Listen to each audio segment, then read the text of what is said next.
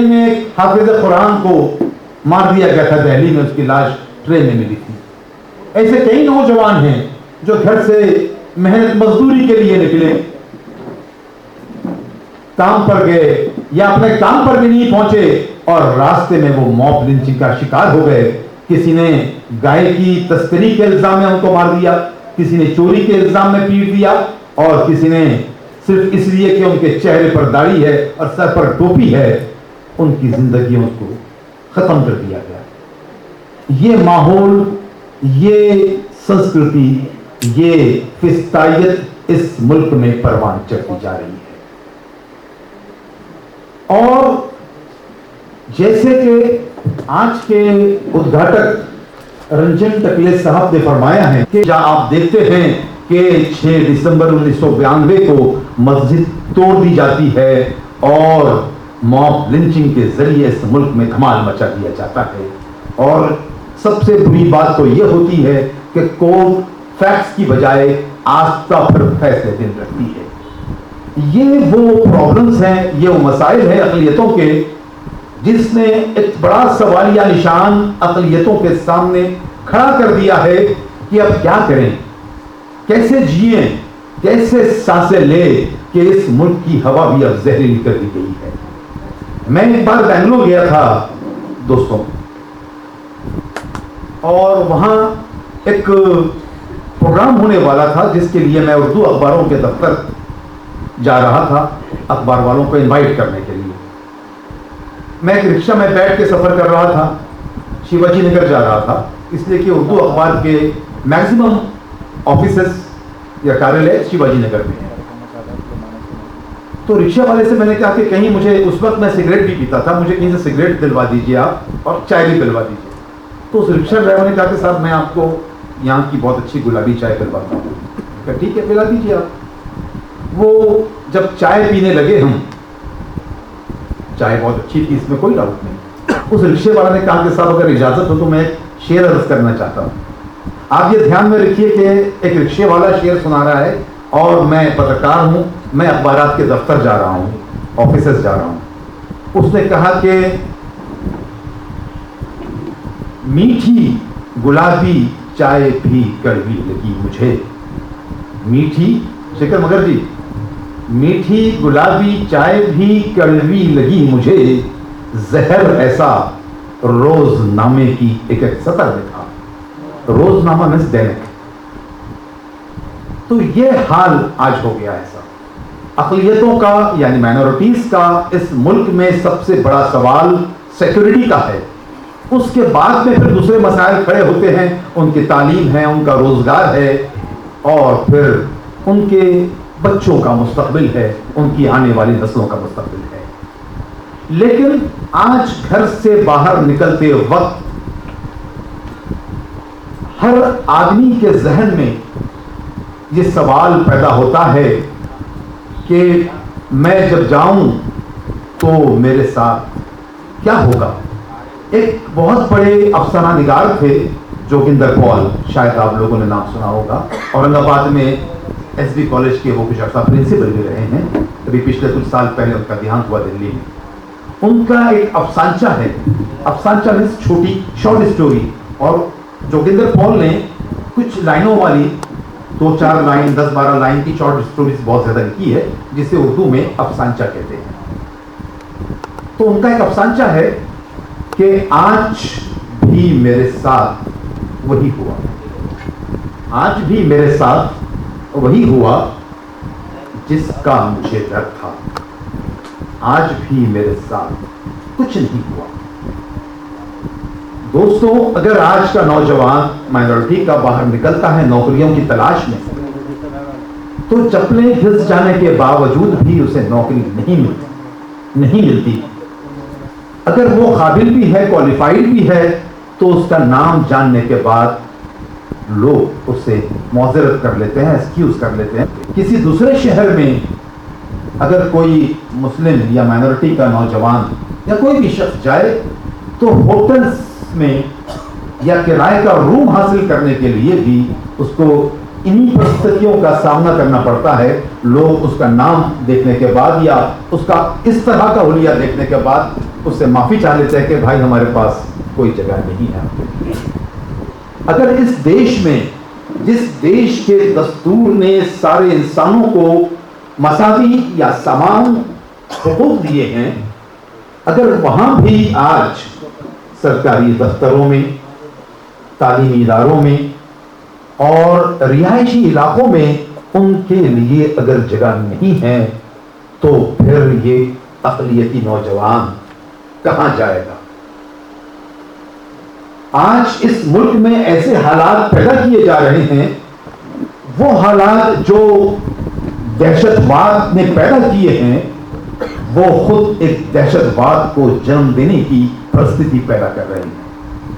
جو لوگ، جن کو کہیں جگہ نہ ملے، نہ تعلیمی اداروں میں جگہ ملے، نہ رہائشی علاقوں میں جگہ ملے، نہ نوکریوں میں جگہ ملے، تو وہ اقلیت کا نوجوان اپنے ہاتھ میں قلم لے، اپنے ہاتھ میں مشل لے گا یا قلم لے گا یا کچھ اور اس کے ہاتھ میں کچھ تھما دیا جائے گا. یہ ہم سب کو، اس ملک کے دانشوروں کو، اس ملک کے سوچنے سمجھنے والوں کو سوچنے کی ضرورت ہے. دوستوں، آج کا اس پری سنواد کا جو ٹاپک ہے، تہذیبی جاہلیت یعنی سنسکرتک دہشت وہ اتنا بڑھ گیا ہے کہ اس کی کوئی حد اور سیما باقی نہیں رہی ہے. ٹی وی چینلز دن رات دہشت کا بیج ذہنوں میں بو رہے ہیں. ایسے میں جو لیکھک کی ذمہ داری ہے وہ قاضی سلیم کے الفاظ میں کچھ اس طرح میرے ذہن میں آ رہی ہے. جو لوگ قاضی سلیم کو نہیں جانتے، میں ویجا پور میں قاضی سلیم کی جب میں پترکاریتا میں رپورٹنگ کرتا تھا تو قاضی سلیم کے انتخابی یعنی جو ان کی پرچار سبھا تھی یہاں پر، ایک جب ایم پی کا الیکشن وہ کانٹیسٹ کر رہے تھے، اس میں آیا تھا یہاں. اس وقت سکندر علی بٹ جن کا یہ وطن ہے وہ بھی حیات تھے. تو قاضی سلیم ایم پی بھی رہ چکے ہیں ہمارے ضلع کے، اور ایک بہت بڑے کوی تھے. ایسے بڑے کوی جنہوں نے اردو نظم کی اس کا شعر، اس کا ڈسکرپشن ڈیسائیڈ کیا ہے، جن میں نون میم راشد ہیں، اختر الایمان ہیں اور خلیل الرحمان اعظمی ہے اور قاضی سلیم ہے. یہ چار نام عام طور پہ نظم کے، نئی نظم کے مطلب اس کے بانیوں میں یا نئی نظم کے کرتا کرتاؤں میں لیے جاتے ہیں. تو وہ قاضی سلیم صرف 4 لائن میں کہتے ہیں جو آج کے لیکھک کو یا اس کی بھومکا کو واضح کرتے ہیں. وہ یہ ہے کہ عمر ایک چیخ کی میعاد ہے. عمر ایک چیخ کی میعاد ہے، تم بھی چیخو اتنی شدت سے کہ ایک مدت کو، اتنی شدت سے کہ ایک مدت تک دنیا کو یاد رہے جہاں میں تمہاری فریاد رہے. دوستوں، انہی باتوں کو جب جامعہ ملیہ اور جواہر لال نہرو یونیورسٹی کے طلبہ نے فیض احمد فیض کی نظم میں گایا اور اس کو زمانے کو اور دنیا کو بتانا چاہا کہ دہشت واد کو ختم کرنے کے لیے ہماری کچھ گزارش ہے، ہم بھی دیکھیں گے. وہ جو نظم ہے اس پر دہشت واد مچ گیا. دہشت واد کو ختم کرنے والی چیزوں کو، دہشت واد کے خلاف لڑنے والوں کی نظم گانے کو آج یہاں دہشت گردی اور دہشت واد کہا جا رہا ہے. تو اس سے برا وقت اور کیا اس ملک پر آ سکتا ہے؟ سوچنے کی باتیں ہیں اور بہت گمبھیرتا سے سوچنے کی باتیں ہیں. اگر یہی سلسلہ ایسے ہی جاری رہا تو پارلیمنٹ پر ہونے والے اٹیکس کی داستانیں ہمارے گھروں تک آ جائے گی. ایک شاعر ہے منور رانا صاحب، انہوں نے بہت کچھ شاعری میں بھی کہا ہے اور پروز میں یعنی نثر میں بھی کہا ہے. وہ ان کی نثر میں کا ایک جملہ مجھے یاد آ رہا ہے. رات میں ان کے گھر پر 2-2:30 بجے دستک ہوئی تو انہوں نے اپنی بیوی کو اٹھایا کہ اٹھو دیکھو کون آیا ہے. یہ دیکھیے صاحب، یہ جملہ کتنا معنی فل ہے कितना मीनिंगफुल है, कितना मानी खेज है कि मेरी बीवी उठी और बाबरी मस्जिद की तरह ढह गई और हुकूमत की तरह बंद कर दी। ये शायरी नहीं, प्रोज है।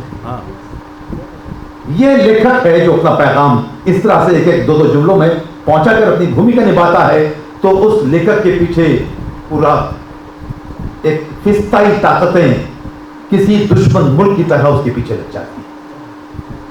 आज लेखक अगर अपनी भूमिका अदा करना चाहे भी तो किस तरह अदा करे, इसलिए कि उनका अंजाम गोविंद पानसरे और गौरी लंकेश की तरह कर दिया जाता है।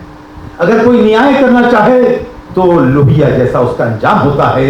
इसलिए आज इस प्रश्न पर बहुत गंभीरता से गौर करने की जरूरत है कि लेखक की भूमिका क्या होनी चाहिए और अक़लियतों का तहफ़्फ़ुज़ इस मुल्क में किस तरह से हो सकता है। अक़लियतों के मसाइल, रिजर्वेशन वगैरह, नौकरियां, ये सब बात की बातें हैं। आज अक़लियतों के सामने सबसे बड़ा मसला इस मुल्क में जीने का है। और इन्हीं अल्फाज के साथ मैं आपसे रुख़सत चाहूंगा। खुदा हाफ़िज़। देशातले मोठे पत्रकार, विचारवंत निरंजन टकले, प्रगतिशील लेखक संघाचे अध्यक्ष आणि माझे मार्गदर्शक डॉक्टर सुधाकर शेंडगे सर,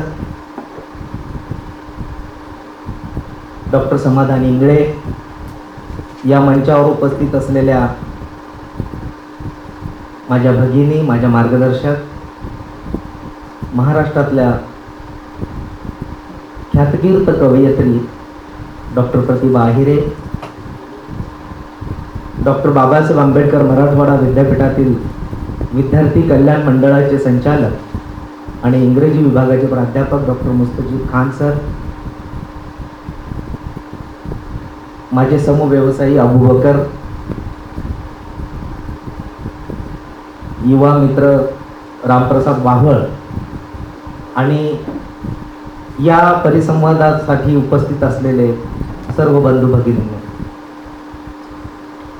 सांस्कृतिक दहशतवाद, टकले सरांनी उल्लेख केला की सावरकरांच्या हिंदुत्व नावाच्या पुस्तकापासून सांस्कृतिक दहशतवादाची सुरुवात झाली. अबू बकरने वेगळा मुद्दा मांडला. मला असं म्हणायचं आहे की पुष्यमित्र शृंगाने जेव्हा मनुस्मृती लिहिली तेव्हापासून सांस्कृतिक दहशतवादाची सुरुवात झाली आणि हा सांस्कृतिक दहशतवादाचे असंख्य बळी गेले. त्याच्यामध्ये तुकारामाला नदी पात्रामध्ये बुडवण्यात आलं, त्यांची गाथा बुडवण्यात आली, तो सांस्कृतिक दहशतवादाचाच बळी आहे. या देशामध्ये अनेक बळी देण्यात आले. अलीकडच्या काळात सगळ्यांनी उल्लेख केला, गौरी लंकेश, दाभोलकर सर, अण्णा, गोविंद पानसरे, हे सगळे सांस्कृतिक दहशतवादाचेच बळी आहेत. परंतु हा सांस्कृतिक दहशतवादावर ही जी चर्चा सुरू केली आणि सांस्कृतिक दहशतवादाच्या संदर्भात आपण जी बोलायला सुरुवात झाली, मला असं वाटतं त्याची प्रकर्षाने जाणीव जेव्हा झाली ती नरेंद्र दामोदर दास मोदी या देशाचा प्रधानमंत्री झाल्यानंतर आपल्याला त्याची प्रकर्षाने जाणीव झाली.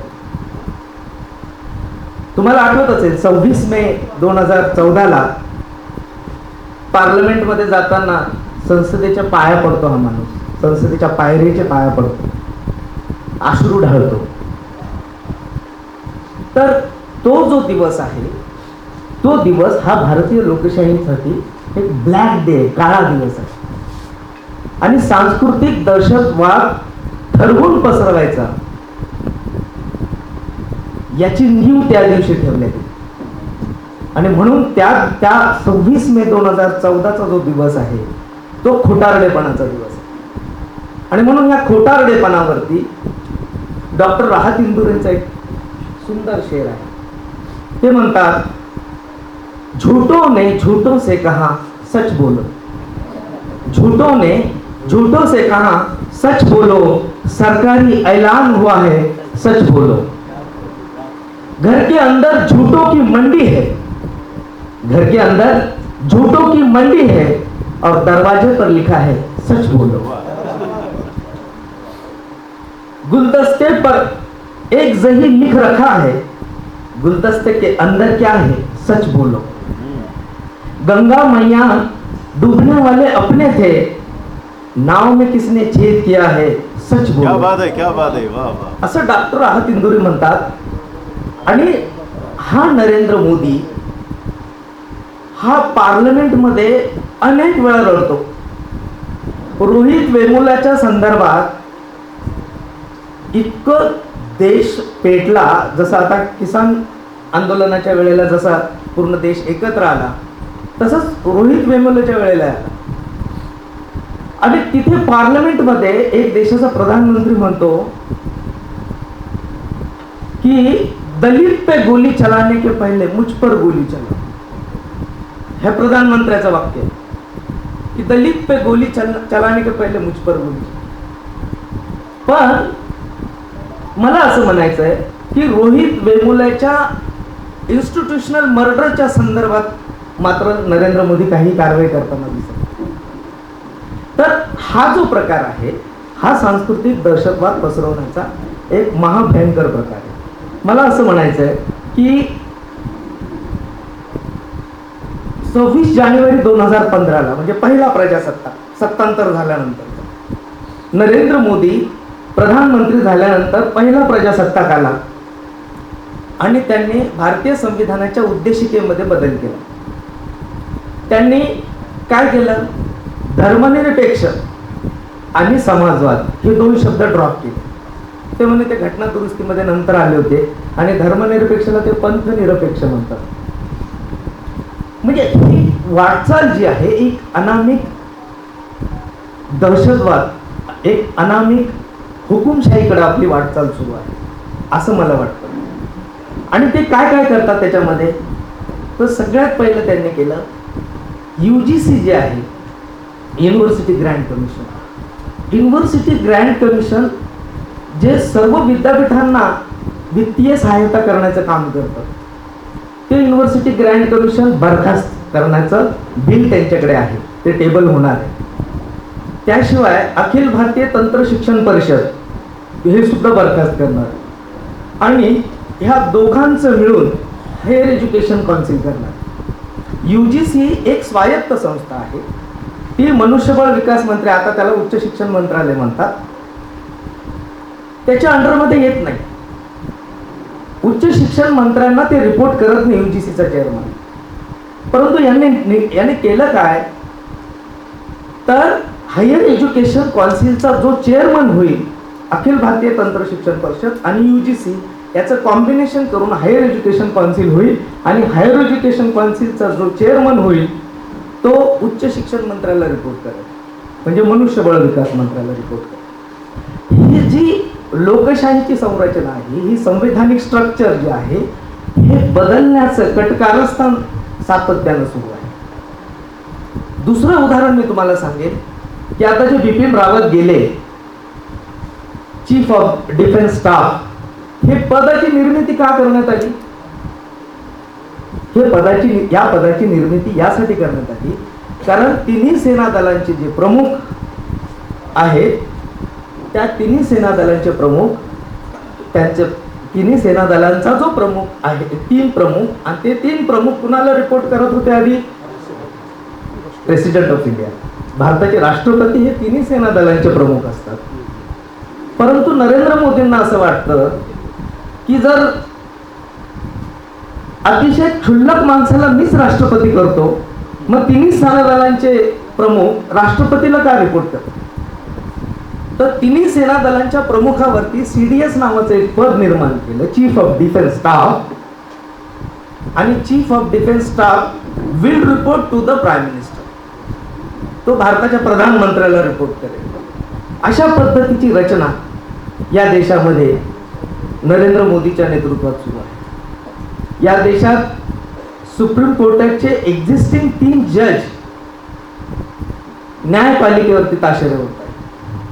इतकी भयावह स्थिती निर्माण झालेली आहे. त्याशिवाय टकले सरांना माहीत असेल, सेंट्रल व्हिस्टाची निर्मिती सुरू आहे. तर सेंट्रल व्हिस्टा ही कशासाठी करताय? सेंट्रल व्हिस्टामध्ये 1000 खासदार बसतील लोकसभेचे, राज्यसभेचे नाही, लोकसभेचे 1000 खासदार बसतील अशी व्यवस्था ते निर्माण करणार. त्यापैकी काऊ बेल्ट जे आहे, 6-7 राज्यांचा काऊ बेल्ट, ज्यांना आपण गायींचा प्रदेश म्हणतो, मग राजस्थान आहे, मध्य प्रदेश आहे, उत्तर प्रदेश आहे, जे फक्त म्हणजे गायींचा प्रदेश ज्याला आपण काऊ बेल्ट म्हणतो, त्याला त्या काऊ बेल्ट मधनं फक्त 550 खासदार देण्याचं जेव्हा केव्हा डिलिमिटेशन येईल, आता 2024च्या नंतर, तर भयावह परिस्थिती राहणार. म्हणजे आता पुलवामा हल्ला जर झाला परत, तर जी अँटी इन्कम्पन्सी डेव्हलप झालेली आहे, ती अँटी इन्कम्पन्सी पुन्हा हिंदू मुस्लिमाच्या नावाखाली ती डायल्यूट करण्यासाठी त्यांच्याकडे एक वेगळं काहीतरी प्रयोजन सुरू असेल. परंतु डिलिमिटेशन झाल्यानंतर, पुन्हा एकदा मतदारसंघाची पुनर्रचना झाल्यानंतर, काऊ बेल्ट मधनं जिथं भाजपचा आता बेस निर्माण झालेला आहे, तिथनं एकट्या 550 खासदार निवडून आणण्याची रणनीती त्यांच्या तयार आहे. आणि उर्वरित भागामधनं मग जे असेल ते, तर असे जवळपास 450 खासदार उर्वरित भागांसाठी ठेवायचे आणि 1000 खासदारांचं पार्लमेंट करण्याचं त्यांचं नियोजन आहे. आणि संघातली लोक बस हेच नियोजन करत असतात. त्याच्याशिवाय मला असं म्हणायचं आहे की कंगना राणावतनी जे विधान केलं की स्वातंत्र्य हे भिकेरी मिळतं, तर असं विधान करणाऱ्या स्त्रीला पद्मश्री पुरस्कार दिला जातो. आणि सोनू सूद ज्यानं एवढ्या कष्टानं स्वतःचे करोडो रुपये खर्च करून सगळ्या प्रवासी कामगारांना त्यांच्या घरी जाण्याची लक्झरीज व्यवस्था केली, त्याच्या घरावर छापे टाकले जातात. ही व्यवस्था. त्याच्यानंतर अखलाक खान, पहलू खान या लोकांचं कसं मर्डर करण्यात आलं हे आपल्या सगळ्यांना माहित आहे. त्याच्यावर राहत इंदूर परत एकदा असं म्हणतात, अगर खिलाफ है तो होने दो, जान थोड़ी है. अगर खिलाफ है तो होने दो, जान थोड़ी है. यह सब हुआ है, कोई आसमां थोड़ी है. लगेगी आग तो आएंगे कई घर जग में. लगेगी आग तो आएंगे कई घर जग में. यहाँ पर सिर्फ हमारा मकान थोड़ी है. हमारे मुंह से निकले वही सदाकत है. हमारे मुंह से निकले वही सदाकत है. हमारे मुंह में तुम्हारी जबान थोड़ी है. मैं जानता हूं कि दुश्मन भी कम नहीं है. मैं जानता हूं कि दुश्मन भी कम नहीं है, पर हमारी तरह हथेली पर जान थोड़ी है. जो आज साहिब मसनत है, जो आज साहिब मसनत है, कल नहीं होंगे किराएदार है. कोई जाती मकान थोड़ी है. सभी का खून शामिल है इस मिट्टी में. सभी का खून शामिल है इस मिट्टी में. किसी के बाप का हिंदुस्तान थोड़ी है. आणि मग मला असं म्हणायचं की प्रगतिशील लेखक संघातर्फे आयोजित केलेल्या या परिसंवादामध्ये लेखकांची काय भूमिका असली पाहिजे. सांस्कृतिक दहशतवादाचा जर बिमोड करायचा असेल तर आपल्याला आता एकजुटीनं पुढे आलं पाहिजे. तर मी एक छोटीशी स्टोरी सांगणार आहे. ती स्टोरी तुम्हाला सगळ्यांना माहित आहे, कासव आणि सश्याची, की ती रेस लावतात आणि रेस लावतात तर ससाला एक आत्मविश्वास असतो आणि तो झोपून जातो एका झाडाखाली आणि कासव ती पहिली शर्यत जिंकतो. तर त्याचा जो मतितार्थ आहे, मॉरल ऑफ द स्टोरी त्याची ही आहे की slow and patience can win the race. त्याच्यानंतर सशाला फार पुढे जातो मी, ती रेस आणखी पुढे जाते. सशाला इतकं अपमानजनक वाटतं की यार मी हारलो कसं काय, अति आत्मविश्वास नडला. तो कासवाकडे पुन्हा जातो. तो म्हणतो भाई फिर से एक बार रेस लागली, परत एकदा रेस. मग तो कासव तयार होतो. मग ससा आणि कासवाची पुन्हा एकदा दुसरी रेस लागते आणि दुसऱ्या रेसमध्ये स्वाभाविक आहे ससा जिंकतो, कासव हारतो. याचं मॉरल ऑफ द स्टोरी काय आहे? याचं मॉरल ऑफ द स्टोरी आहे, fast and intelligent can win the race. गरज आहे त्याची. त्याच्यानंतर कासवाला परत असं वाटतं, यार असं झालंच कसं, मी तर पहिली रेस जिंकलो होतो, याने चिटिंग केली. आता परत एकदा कासव सस्याकडे जातो आणि तो म्हणतो की आपण परत एकदा रेस लावू, प्लीज माझा ऐक. मग ससा आणि कासवाची परत एकदा रेस लावतो. परंतु कासव ह्या वेळेला काय करतो, नदी पात्राचं, तलावाचं असे मार्ग निवडतो. आणि मग जिथं नदी पात्र लागते, जिथं वॉटर बॉडीज लागते, तिथं ससा थपकून जातो. कासव पाण्यात उडी घेतो आणि पुढे निघून जातो पाण्यातून आणि तो रस जिंकतो. तिसऱ्यांदा पुन्हा कासव जिंकतो. तर याचं मॉरल ऑफ द स्टोरी काय आहे? तर याचं मॉरल ऑफ द स्टोरी आहे, who can overcome the hurdles can win the race. मग आता पुन्हा भांडण जातं. आता जंगलाच्या राजाकडे जातात आणि जंगलाच्या राजाकडे म्हणतात की याने चिटिंग केली, याने असा मार्ग निवडला की पाण्यातून गेला आणि मग मी पाण्याच्या बाहेरच राहिलो, आपण काय करू, ऑलिम्पिक खेळू. मग तो जंगलाचा राजा तो सांगतो की ऑलिम्पिकमध्ये भाग घेऊ. सगळ्यांना ऐलान होतं, सरकारी ऐलान, की आता तुम्ही पुन्हा एकदा रेस लावा. या वेळेला काय होतं, या वेळेला कासव हुशार असतो. तो सशाला म्हणतो आपण दोघं एकाच टीम मधून खेळू, आपण दोघं एकाच टीम मध्ये खेळू. मग ते दोघं एकाच टीम मध्ये खेळतात आणि बाकी जे प्राणी आहेत ते वेगवेगळ्या टीम मध्ये खेळतात. मग आता रेस लागली, जिथं जिथं जमीन आहे, पळण्याचं ठिकाण आहे, तिथं ससा कासवाला पाठीवर घेतो आणि पळतो. आणि जिथे जिथं पाणी आहे तिथे तिथे कासव पाण्यात उतरतो, सशाला पाठीवर घेतो आणि ते पाणीतून ते मार्ग पार करतात. आणि पूर्ण ह्या जंगलाच्या ऑलिम्पिकमध्ये ससा आणि कासव दोघं मिळून रेस जिंकतात. मग याचं मॉरल ऑफ द स्टोरी काय आहे? तर याचं मॉरल ऑफ द स्टोरी आहे, together and making team can win the race. तर आपल्याला अशा पद्धतीची टीम बनवावी लागणार आहे. जसं उद्घाटकीय सत्रामध्ये असं सांगण्यात आलं आणि टकले सर पण बोलले की हे इथे जे कोणी दर्दी आहे, गर्दी नाही आहे, शेंडके सरांचा उल्लेख करत टकले सर बोलले की इथं जे कोणी दर्दी आहेत त्यांनी ही भूमिका घेण्याची वेळ आलेली. तसंच मला असं म्हणायचं आहे की साहित्यिकांनी, साहित्यप्रेमींनी, लेखकांनी, पत्रकारांनी जो विवेकशील आहे, जो चिंतनशील आहे, त्यांना उघड भूमिका घेण्याची वेळ आलेली आहे. मी जसं एक पत्रकार असून सुद्धा नरेंद्र दामोदर दास मोदीचं नाव, त्याचा उल्लेख करतो आणि त्याने पसरवलेल्या सांस्कृतिक दहशतवादावरती टीका करतो. अशी उघड टीका करण्याची, उघड भूमिका घेण्याची ही वेळ आलेली आहे. आणि जाता फक्त मला एक शेर आठवतो, तो मी तुम्हाला सांगतो आणि थांबतो कि नाजुक फूलों की लड़ी लोहे की कड़ी बन जाती है, कि नाजुक फूलों की लड़ी लोहे की कड़ी बन जाती है. ए दोस्त, हम तो इंसान है, पत्थर भी अगर आपस में मिल जाए तो दीवार खड़ी हो जाती है. अशाच पद्धतीने आपल्याला एकत्र यावं लागेल आणि आपल्याला सांस्कृतिक दहशतवादाचा बिमोड करावा लागेल. एवढंच मला या ठिकाणी नम्रपूर्वक सांगावं असं वाटतं. धन्यवाद. वा वा वा.